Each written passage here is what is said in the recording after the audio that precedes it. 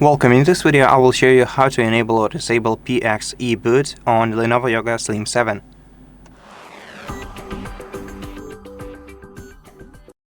To do that, you have to launch your device in the BIOS mode or in the BIOS setup menu.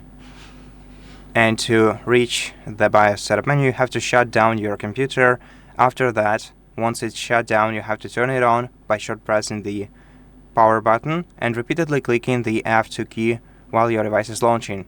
Once you see the BIOS setup menu, you're gonna have to select Boot option on the sidebar, and here find PXE Boot to LAN. Now, to enable this feature, you have to change the status of it to enabled. To disable it, you have to change it to disabled. Additionally, if you enable this feature, you can use it as the first option for booting, so your laptop will preferably boot from PXE.